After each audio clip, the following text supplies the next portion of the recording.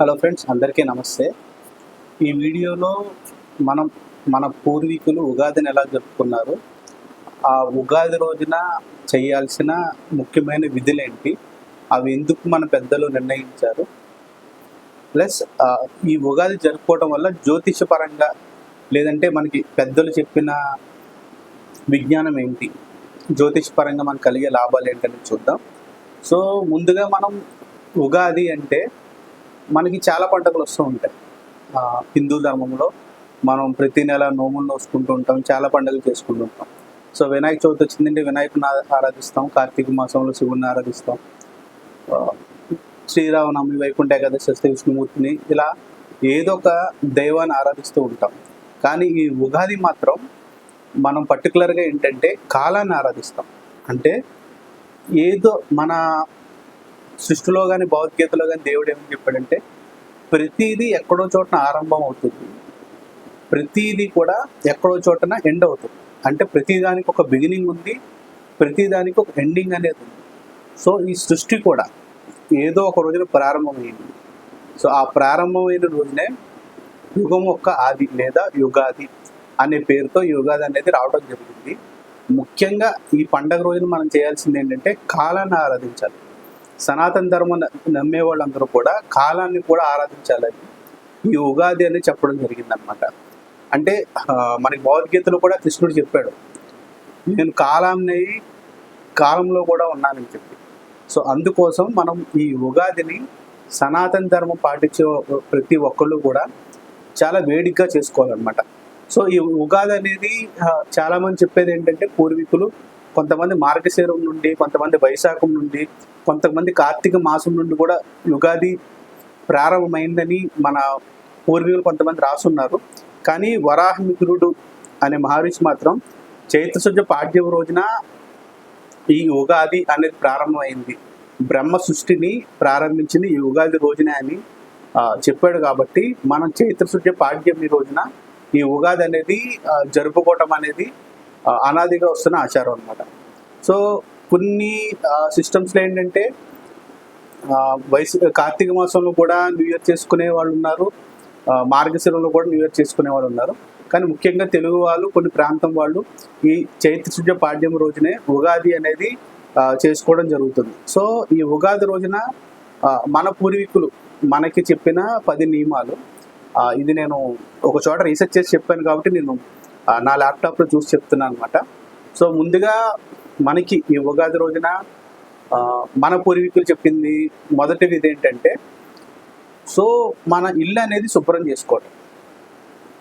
అంటే ప్రతి పండక్కి కూడా ఇల్లు అనేది శుభ్రం చేసుకుని దాన్ని ఇంతకు ముందు మనకి పాడి పంటలను అలకమనేవాళ్ళు, కానీ ఇప్పుడు మనం అవన్నీ పాత వస్తువులన్నీ తీసి ఒక్కసారి చూసుకుని ఏ ఉపయోగపడిందో చూసుకుని ఆ పాత వస్తువులను తీసి కొత్త వస్తువులు ఏమైనా అవసరమైతే తీసుకుని, అంటే మనకి చెదలు పట్టడం అలాంటివి జరుగుతాయి కదా, దానివల్ల ప్రతి పండక్కి అవి తీసి చూడకపోతే క్రిమికేటకాలు చెదలు పట్టడం కానీ అది వస్తువు అనేది నాశనం అయిపోతుంది. దానివల్ల ఏముంటుంది, సంపద హరిస్తూ ఉంటుంది. సో మనకు ఒక మాట కూడా చెప్పారు, మీకు సంపద వృద్ధి పొందాలంటే పండగప్పుడు మీరు పాత వస్తువులన్నీ తీయాలనేది ఒక నియమంగా పెట్టారనమాట. సో అందుకని ఏ పండగ వచ్చినా మనం ముందు రోజే ఇల్లంతా శుభ్రం చేసుకోవడం జరుగుతుంది. దాని తర్వాత ఏం చెప్పారంటే రెండో విధి ధ్వజారోహణం చేయమంటారు. అంటే మనకి ఎలా అయితే గుళ్ళల్లో బ్రహ్మోత్సవాలప్పుడు ధ్వజారోహణం చేస్తారో అలాగే మీకు నచ్చిన దేవత ఒక ధ్వజాన్ని ఎగరవేయమని చెప్పారు. కానీ కాలక్రమంలో ఇది ఎప్పుడు మారిందో తెలియదు, కానీ ధ్వజారోహణ ప్లేస్లో మనకి మామిడాకులు కట్టడము లేదా వేపాకులు మామిడాకులు కలిపి గుమ్మ ముందు కట్టడం అనేది జరిగిందనమాట. సో ధ్వజానికి కారకుడు ఎవరంటే గురువు అంటారు, పతాకానికి కారకుడు కేతు అంటారు. సో ఆ గురువు యొక్క అనుగ్రహం కలగాలి జ్యోతిషపరంగా అంటే మన ఇంటి ముందు ధ్వజారోహణం చేయమని చెప్పారు. కానీ ఇది కాలగమనంలో జరిగి మామిడాకులు లేదా వేప కొమ్మలు కట్టడం అనేది ఈ ఉగాదికి ఒక విధిగా రావడం జరిగిందనమాట. దాని తర్వాత తైల అభ్యాంగి స్నానము, అంటే ఒళ్ళంతా నువ్వుల నూనె పట్టించుకొని స్నానం చేయటం అనేది ఒక విధిగా చెప్పారనమాట. సో ఈ నువ్వుల నూనె అనేది ఏంటంటే మనలో ఒక బద్ధకాన్ని పోగొడుతుంది, ఉత్తేజాన్ని ఇస్తుందని, అలాగే శరీరంలో వేడి తగ్గిస్తుంది. ఎప్పుడైతే మనకి ఈ ఉగాది ప్రారంభమైందో ఎండలు అనేవి మనకు పెరగడం జరుగుతుంది. మీరు జనరల్గా చూడండి, బాగా ఎండలో తిరిగి వచ్చి మీకు తలనొప్పిగా అనిపిస్తే మన తలకి నూనె పెట్టుకుంటూ ఉంటాం. ఎప్పుడైతే నూనె పెట్టామో ఆ వేడి అనేది తగ్గుతూ ఉంటుంది. అంటే బాడీలో పెరిగే ఉష్ణం ఈ ఉగాది తర్వాత వచ్చే ఎండాకాలంలో తగ్గడానికి నీకు ఒక సింబల్గా చెప్పారనమాట. అంటే నువ్వుల నూనెతో స్నానం చేస్తే ఆ ఒంటిలో ఉన్న వేడి తగ్గుతుంది, నువ్వు వచ్చే వేడి కాలానికి రెడీగా ఉంటావు. అలాగే మన చలికాలం చర్మం పొడిబారి తెల్లగా అయితే మనము ఆ నూనె అనేది రాసుకుంటూ ఉంటాం. దీనివల్ల ఏంటంటే శరీరానికి చర్మ రోగాలు తగ్గించే గుణం కూడా ఈ నూనెకు ఉందన్నమాట. అలాగే శరీరం పటుత్వం పెరుగుతుంది. చాలామంది ఏం చెప్తారంటే శని మహర్దశ కానీ ఏలినాటి శని కానీ వస్తే ఎముకలకు ఇబ్బంది అవుతుంది, దానికి నువ్వుల నూనె అప్లై చేయమంటారు. అంటే శరీరంలో పటుత్వం పెంచే ఒక లక్షణం ఆయుర్వేద పరంగా ఈ యొక్క నువ్వుల నూనెకు ఉంది.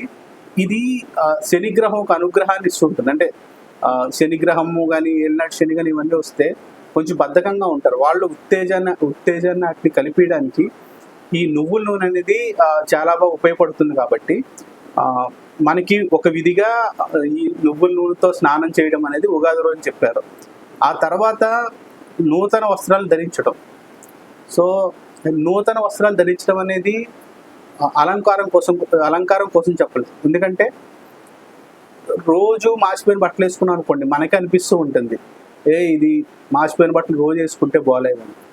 సో ఎప్పుడైతే కొత్త బట్టలు వేసుకున్నామో మనకి ఇష్టమైన బట్టలు, అది కూడా కొత్త బట్టలు మనకి ఇష్టమైన బట్టలు, అంటే కొంతమంది ప్యాంటు షర్ట్ నచ్చుతుంది, కొంతమంది పంచెలు కట్టుకోవడం నచ్చుతుంది, కొంతమంది ఆడవాళ్ళకి చీర కట్టుకోవడం నచ్చుతుంది పండగప్పుడు. సో ఎప్పుడైతే అలంకారం చేసుకున్నామో కొత్త బట్టలతో మనలో ఒక తెలియని ఉత్తేజము, ఒక వర్చస్సు, ఒక హ్యాపీనెస్, ఆనందం కలుగుతుంది. అది పండగలు పెట్టిందే మనం బంధువులతో మిత్రులతో ఆనందంగా చేసుకోవడానికి. సో ఎప్పుడైతే ఒక నూతన వస్త్రాన్ని ధరించి ఈ పండగ పూట అందరితో కలిసి తిరుగుతామో మనకు తెలియని ఒక ఉత్తేజం, ఆనందం వస్తుంది. సో నూతన వస్త్రాన్ని కారకత్వం ఎవరు చెప్పారు? శుక్రుడు చెప్పారు. సో నూతన వస్త్రాలు ధరిస్తూ ఉంటే శుక్రుడు ఒక అనుగ్రహం కలుగుతుంది, ఫ్రీ మనీ ఫ్లో వస్తుంది. ఈ పండగ సిస్టంలో దరిద్రుడు కూడా, అంటే చాలా దరిద్రుల వ్యక్తిని కూడా కొత్త బట్టలు కట్టుకోమన్నారు. ఇది మళ్ళీ చెప్తుంది, ఇది అలంకారం కోసం కాదు. సో ఆ దరిద్రుడు కూడా ఆ రోజు కొంచెం నువ్వుల నూనె రాసుకుని తలస్నానం చేసి కొత్త బట్టలు కట్టుకుంటే తన దారిద్ర్యానికి పాటు దారిద్ర్యం లేని వాళ్ళతో సమానంగా ఫీల్ అవుతాడు. అంటే ప్రజలందరి మధ్యలో ఒక ఐక్యత వస్తుంది. కాబట్టి ఆ రోజు దరిద్రం ఉన్నవాడు కూడా, అంటే కొత్త బట్ట కొనుక్కోలేని వాడు కాదు, అప్పు చేసి కాదు, స్తోమతను బట్టి కనీసం ఒక కొత్త గుడ్డ అయినా ఒక పంచైనా కట్టుకుంటే అందరితో పాటు సమానత్వం వస్తుంది అనే ఒక ఆలోచనతో ఆ రోజు నూతన సంవత్సరం, కొత్త సంవత్సరం ప్రారంభమవుతుంది. కాబట్టి దరిద్రుని కూడా ఏదో ఒక కొత్త వస్తువు అనేది ఒంటి మీద ఉంటే, కనీసం ఒక టవలన్నా పంచన్నా, తను కూడా ఆనందం ఫీల్ అవుతాడు. కాబట్టి ఈ విధి అనేది చెప్పడం జరుగుతుంది. సో దీనివల్ల శుక్రదేవుడు యొక్క అనుగ్రహం కలుగుతుంది. తర్వాత మనకు చెప్పిన నెక్స్ట్ విధి ఏంటంటే, ఉగాది రోజున ఇష్టదేవత ఆరాధన చేయమన్నారు. కానీ కొన్ని పుస్తకాల్లో ఏమని రాశారంటే మీకు నచ్చిన దేవతను పూజించమన్నారు, కొన్ని చోట్ల బ్రహ్మను పూజించమన్నారు. ఎందుకంటే ఈ యుగాన్ని ఆరంభించింది సృష్టికర్త అయిన బ్రహ్మని ఆరాధిస్తే ఈ సంవత్సరం అంతా బాగుంటుంది అని. కొన్ని పుస్తకాల్లో మీ ఇష్టదేవత ఆరాధన చేయమన్నారు. ఎందుకంటే బ్రహ్మకున్న శాపంతో గుళ్ళవి లేదు, బ్రహ్మకు పూజా విధానాలు లేవు ఆయనకున్న శాపంతో. సో అందుకని మీ ఇష్టదేవతని ఆరాధించడం వల్ల మీకు ఆత్మవిశ్వాసం పెరుగుతుంది, ధైర్యం వస్తుంది, మనోబలం కలుగుతుంది. ఎందుకంటే ఈ సంవత్సరం నాకు ఎలా ఉండబోతుందో మొదటి రోజే మన ఇష్టదైవాన్ని కనుక పూజిస్తే కనుక మనోధైర్యము, కొంచెం ఆత్మబలం అనేది వస్తుంది. కాబట్టి ఇష్టదేవత ఆరాధని చేయమని చెప్పారు. అలాగే నెక్స్ట్ ఈ ఉగాది రుచి చేయమన్నది ఏంటంటే నవగ్రహ శాంతి హోమాలు చేయమన్నారు. ఎప్పుడైతే చైత్రమాసం బిగిన్ అవుతుందో ఎండలు అనేవి చాలా ఉధృతంగా ఉంటాయి. అంటే మనకి ఉగాది మార్చి ఏప్రిల్ మే అలా, మార్చి ఏప్రిల్ స్టార్ట్ అవుతుంది, మే నుంచి జూన్ వరకు కూడా ఎండలు విపరీతంగా ఉంటాయి. సో దీనివల్ల ఏమవుతుంది, చాలామంది ఆయుష్ అనేది పోతుంది ఎండల వల్ల. మనం చూస్తూ ఉంటాం, వడగాల్పులు కొట్టి ఇంతమంది చనిపోయారు, అంతమంది చనిపోయారు. అంటే మీకు ఏదైనా అపమృత్యు దోషం మళ్ళీ వానలు పడే వరకు లేదా ఈ సంవత్సరం అంతా ఉంటే కనుక ఈ శాంతి హోమాలు లేదా ఆయుష్ హోమాలు చేయటం వల్ల అవన్నీ కూడా ఒక రెమెడీగా పనిచేసి, అంటే ఉగాది రోజున ప్రత్యేకంగా చేయటం వల్ల అవన్నీ మీకు ఒక రెమెడీగా చేసి మీ ఆయుష్ పెంచుకోవడానికి కానీ, అపమృత్యు దోషాలు ఏమన్నా పోవటం కానీ, లేదంటే దీర్ఘగ్రహాలు ఉంటాయి మనకి, దీర్ఘకాలం సంచరించే గ్రహాలు, శని కానీ, గురువు కానీ, రాహుకేతులు, వీళ్ళ వల్ల ఈ సంవత్సరం వచ్చే కష్టాలు ఏమన్నా ఉంటే అవి తగ్గుతాయి. కాబట్టి ఈరోజు ముఖ్యంగా చేయమన్నది ఏంటంటే మహాశాంతి హోమాలు, ఆయుష్ హోమాలు లేదా నవగ్రహ శాంతి అనేది ఈరోజు చేయమని ఒక విధిగా చెప్పారు. అలాగే ఉగాది అంటే తెలుగు వాళ్ళందరికీ గుర్తొచ్చేది ఏంటంటే వేపపూత పచ్చడి, అంటే వేపపూత పచ్చడి అనేది చేయమని చెప్పారనమాట. దీన్ని నింబాకుష్మ భక్షణం అని కూడా అంటారు. సో ఇందులో ప్రధానంగా వాడేది ఏంటంటే వేపపూలు, అంటే చేదు కారకుడు ఎవరు? శని. శని మనకి పరీక్షలు కలిగిస్తూ ఉంటాడు, ప్లస్ ఏదన్నా డిలే చేస్తూ ఉంటాడు, ప్లస్ కష్టాలు ఇస్తూ ఉంటాడు. ఆ కష్టాలు కూడా ఏంటంటే మనల్ని చెక్కి ఒక స్థిరమైన లేదంటే దీర్ఘకాల ప్రయోజనం ఇవ్వటానికి, అంటే షార్ట్ కట్ లేకుండా తక్కువ టైంలో డబ్బులు నేను కష్టపెట్టి సంపాదించింది జీవితాంతం నిలబెట్టుకునేలాగా ఉండాలని ఆయన మనకి కష్టాలు పెట్టిస్తుంటాడు. సో ఈ వేప పువ్వు చేదుగా ఉంటుందంటే నీకు వచ్చే కాలము అంత మంచిది కాకపోయినా నువ్వు తట్టుకుని ఈ సంవత్సరం అంతా ముందుకెళ్ళాలి అనే కారణంతో వేప పువ్వు అనేది మనకి చెప్పడం జరిగింది. సో దీన్ని తినడం వల్ల ఏంటంటే శని దోషాలు మనం తగ్గించుకోవచ్చు అనే ఒక సాంకేతికంగా, అంటే ఒక సింబల్గా మనకి చెప్పారనమాట. ఆ తర్వాత బెల్లం అనేది తీపి అనేది. సో తీపి కారకుడు ఎవరు? గురువు ఏంటంటే మనకి సంపద, జ్ఞానానికి, శుభకార్యాలకి, అంటే మనకి ఏ శుభకార్యం జరిగినా అక్కడ వినాయకుడికి బెల్లం నివేదన చేస్తున్నాం. పెళ్లిలో కానీ ఏదైనా పూజలు చేసినా కూడా ఫస్ట్ వినాయకుడు పూజ చేసి ఆ తర్వాత బెల్లం నివేదన చేస్తాం. ఎందుకంటే ఇది ఒక శుభానికి సూచకం అనమాట. సో ఈ తీపి పదార్థం మనకు ఆనందాన్ని కూడా ఇస్తుంది. సో మీరు ఏదన్నా ఒక కారం తిన వెంటనే తీపి తింటే ఏమవుతుందంటే మీకు ఆ బాధ నుంచి ఉపశమనం కలుగుతుంది, ఆనందం కలుగుతుంది. అందుకని ఈ ఉగాది పచ్చడిలో బెల్లం అనేది కలపమని చెప్పారనమాట. ఇది గురుగ్రహానికి మనకు ఒక రెమెడీలా పనిచేస్తుంది పచ్చడిలో. ఆ తర్వాత చింతపండు. సో మనకి ఏదైనా పని చేయాలంటే శక్తి కావాలి. ఎప్పుడైతే ఈ ఉగాది నుంచి ఎండలు ప్రారంభమవుతాయో మన శక్తి తగ్గిపోతూ ఉంటుంది, బాడీలో సత్వం అనేది తగ్గిపోతుంది. ఎందుకంటే ఎండల్లో మనం పనిచేసేవాళ్ళము. అంటే ఇప్పుడు వ్యవసాయం అంటే ఉండదు కానీ ఎండాకాలం, కానీ బయటకు అనేది వెళ్ళాల్సి వస్తుంది కాబట్టి ఉద్యోగాలు అట్లా ఇచ్చినా మీకు ఎనర్జీ తగ్గిపోతూ ఉంటుంది. సో ఆ ఉత్తేజం ఇవ్వాల్సిందంటే కుజుడు. సో కుజుడు సాంకేతికంగా మనలో ఉత్సాహము, చురుకుదనము కావాలంటే జీర్ణక్రియకు కూడా ఈ పులుపు అనేది ఎంతో కొంత కావాలి. సో ఈ పులుపు ఏం చేస్తుందంటే జీర్ణక్రియని కొంచెం వేగవంతం చేస్తుంది. కాబట్టి ఈ చింతపండు అనేది ఈ పచ్చడిలో వాడమని చెప్పారు. ఆ తర్వాత మనం వాడేది ఏంటంటే నెయ్యి. అంటే కొంతమంది నెయ్యి వేస్తారు, వేయరు. ఇంకా కొంతమంది చెరుకు గడ ఇలాంటివి వేస్తూ ఉంటారు. కానీ ప్రధానంగా చెప్పింది నెయ్యిని కూడా వేయమని చెప్పారు. ఈ నెయ్యికి కారణం చంద్రుడు. సో మనము చాంద్రమానం ఫాలో అయ్యే వాళ్ళందరూ ఏంటంటే చంద్రుడిని చూసే చేస్తూ ఉంటాము. చంద్రుడు ఏంటంటే మనఃకారకుడు. మన మనస్సు ఎలా బిహేవ్ చేస్తుంది అనేది మన చంద్రుడు సంచారాన్ని బట్టి ఉంటుంది అనమాట. డిఫరెంట్ ప్లేసెస్లో 2.5 రోజులు సంచరించి చంద్రుడు డిఫరెంట్ ఫలితాలు ఇస్తూ ఉంటాడు. సో ఆ చంద్రుడి సింబల్గా ఆ చంద్రుడి అనుగ్రహం కావాలి. కాబట్టి ఇందులో మనకి ఉగాది పచ్చడిలో ఆవు నెయ్యిని వాడమని చెప్పారు. సో కొంచెం ఇది గురుగ్రహానికి కూడా రిలేటెడ్ కాబట్టి ఇది సాత్విక ఆహారం. అంటే ఇంతకు ముందు చెప్పినవన్నీ కొంచెం రజోగుణాన్ని పెంచినా ఇది సాత్వికంగా ఉంటుంది. కాబట్టి ఈ సాత్విక ఆహారాన్ని మనము ఈ ఉగాది పచ్చడిలో ఉంచడం వల్ల మన ఆరోగ్యం కూడా కొంచెం శాంతి, సాత్విక భావాలతో ఉంటుందని దీన్ని వేయటం జరిగింది.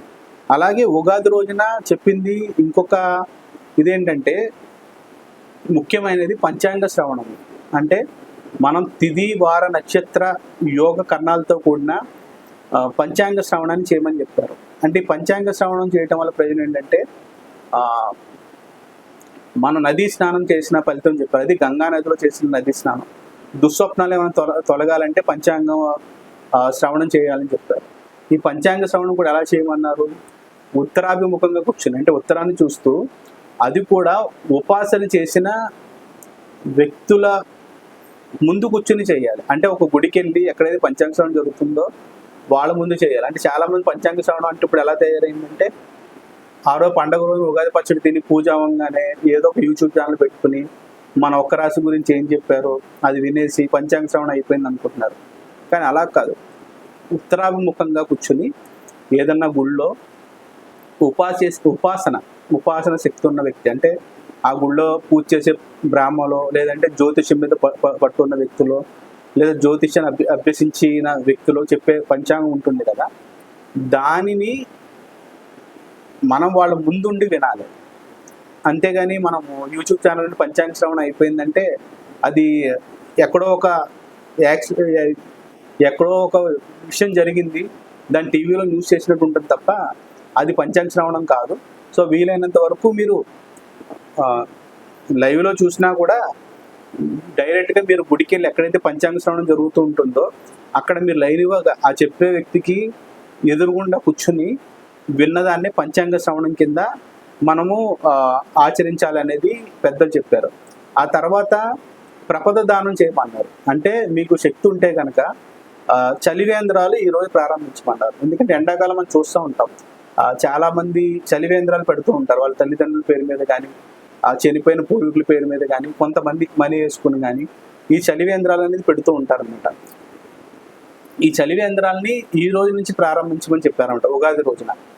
సో ఈ చలివేంద్రంలో నీరు దానం చేయటం వల్ల కానీ, పానకం అంటే శనిగ్రహానికి సంబంధించిన మిరియాలు, గురుగ్రహం బెల్లం కలిపిన ఒక ద్రవాన్ని దానం చేయటం వల్ల ఈ 2 గ్రహాల వల్ల కలిగే బాధలు ఏవైతే ఉన్నాయో, ఉగాది మనకు సంవత్సరాలు ఉంటాయి కదా, ప్రవచన సంవత్సరాల నుంచి ఈ వచ్చే కష్టాలు కానీ, వాళ్ళ ఇచ్చే ఒక చెడు ఫలితాలను, వాళ్ళు ఇచ్చే కొన్ని ఫలితాలు మనకి నచ్చని ఫలితాలను చెడు ఫలితాలు అనుకుంటాము.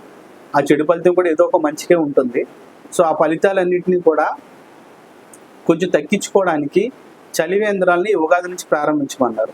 అలాగే ఇంకొక ముఖ్యమైన విషయం మన నుంచి మనకు పాశ్చాత్యులు కాపీ చేసింది, ఈ ఉగాది రోజున మీకు కావలసిన పెద్దల్ని దర్శించమన్నారు. అంటే మన ఉగాది రోజున చూడండి, గవర్నమెంట్ ఆఫీసర్ని, లేదంటే మన గురువుల్ని, మనతో పాటు మన గైడెన్స్ చేసే వ్యక్తుల్ని బొకేలు అవి తీసి కలుస్తాం కదా, అలాగే ఉగాది రోజున మీకు పెద్దలు అనిపించే వ్యక్తులు, లేదంటే చాలా కాలంగా మీరు కలవని గురువుల్ని ఈ ఉగాది రోజున వెళ్ళి వాళ్ళు ప్రసన్నం చేసుకోవాలి. అంటే వాళ్ళతో కూర్చొని మాట మంచి కానీ, వాళ్ళు ఎలా ఉన్నారు, ఏంటి, ఉగాది మీకు ఎలా ఉండబోతుంది, లేదా లాస్ట్ ఉగాది నుంచి ఎలా ఉంది, ఈ సంవత్సరం ఏదైనా నాకు ఒక దశానిర్దేశం చేస్తారా అనే దాన్ని ఆ ఉగాది రోజున వాళ్ళు కలిసి వాళ్ళతో మాట మంచి పంచుకోమని చెప్పి ఒక నియమాన్ని పెట్టారనమాట. కానీ ఈ రోజుల్లో ఇవన్నీ పక్కన పెట్టి ఓన్లీ తైలాగ్ని స్నానము, ఉగాది పంచాంగం, కొత్త బట్టలు కట్టుకున్న ఉగాది అయిపోయింది అనుకుంటున్నారు. ఇలా మనకి 10 నుంచి 11 విధులు అనేది ఈ ఉగాది రోజున మనకి పెద్దలు ఇచ్చారనమాట. అలాగే ఉగాది నుంచి వసంత నవరాత్రులు అనేది ప్రారంభమవడం జరుగుతూ ఉంటాయి. ఈ వసంత నవరాత్రులు ప్రారంభాన్ని సూచిక కూడా ఈ ఉగాదిని జరుపుకోవడం అనేది ఉంది. ఇంకా మనం పంచాంగానికి వస్తే తిథి, వార, నక్షత్ర, యోగ కర్ణాలు. సో వీటిని మనం ఫాలో అవటం వల్ల మనకు వచ్చే ప్రయోజనం ఏంటి? మీరు సంపదను ఎవరైతే కోరుకుంటున్నారో వాళ్ళు ప్రతిరోజు కూడా తిథి చూడాలి. ఆ రోజు సంపత్తారు ఉందా, విపత్తారు ఉందా, జన్మతారు ఉందా, ఇలా నవతార బలం చూసుకుని మీ పనులు రోజు చేసుకుంటూ ఉంటే సంపదలు పెరుగుతాయని చెప్పారు. అలాగే వారము, ఎవరైతే దీర్ఘాయువు కోరుకుంటున్నారో వాళ్ళు వారాన్ని చూసుకోమని చెప్పారు. అలాగే గత జన్మలో చేసిన పాపాలు కానీ ఏమన్నా పోగొట్టుకునే వ్యక్తులు పోగొట్టుకోవాలనుకుంటే నక్షత్రాన్ని చూసుకుని నక్షత్రాన్ని బట్టి మీకు అనుకూలించే నక్షత్రాన్ని బట్టి పనులు చేయమని చెప్పారు. అలాగే మన పెళ్లిలో కూడా చూస్తే నక్షత్రాలు చూసేది అందుకే అన్నమాట అని ఒక పుస్తకంలో రాశారు. సో దాన్ని బట్టి నేను చెప్తున్నాను. అలాగే యోగము, మీకు ఏదైనా ఒక రోగం వచ్చింది, అది ఆ రోగం తగ్గాలంటే దానికి సంబంధించిన మెడిసిన్ ఏదైతే ఉందో మీకు శుభమైన యోగాలు చేయమని చెప్పి మనకి పెద్దలు చెప్పారంట. అంటే రోగం కోరుకునేవాడు యోగాన్ని చూసుకోవాలి. అలాగే మీకు కార్యసిద్ధి కలగాలి, లేదా ఒక వ్యక్తి ఏ జాబ్లో సెట్ అవుతాడు అంటే పుట్టినప్పుడు కరణం చూస్తే మనకు తెలుస్తుంది అనమాట. అంటే మీకు ఏదైనా కార్యం సిద్ధించాలంటే మీకు కలిసి వచ్చే కరణంలో పనులు చేయమని చెప్పారు. అంటే రోజు కూడా మన పంచాంగం చూసుకోవడం వల్ల ఇన్ని ప్రయోజనాల్ని మన పూర్వీకులు నిగూఢంగా జరిపారనమాట. ఇది ఉగాది గురించి నేను చేసిన రీసెర్చ్. నేను షార్ట్గా వీడియోస్ ఎందుకు చేస్తానంటే మెయిన్ పాయింట్ వెళ్ళాలి, ప్లస్ ఈ రీసెర్చ్ అనేది నెక్స్ట్ జనరేషన్ పాస్ అవ్వాలని చెప్పి నేను రెగ్యులర్గా వీడియోస్ అనేది చేయటం లేదు. సో ఎప్పుడైతే సందర్భం ఉంటుందో దాన్ని బట్టే చేస్తూ ఉంటాను. డైలీ వీడియోస్ చేయాలన్న మోటో అయితే లేదు. కాకపోతే మన పూర్వీకులు ఎందుకు ఈ విధిని పెట్టారు అనేది నెక్స్ట్ జనరేషన్ పాస్ అవ్వాలని చెప్పి ఈ వీడియో చేశాను. సో ఈ వీడియో మీద మీకు ఏమైనా డౌట్స్ ఉన్నా ఏదన్నా నాకు చెప్పాలన్నా ఈ వీడియోని లైక్ చేయండి, కామెంట్ చేయండి. అందరికీ నమస్తే, అందరికీ ఉగాది శుభాకాంక్షలు. Thank you.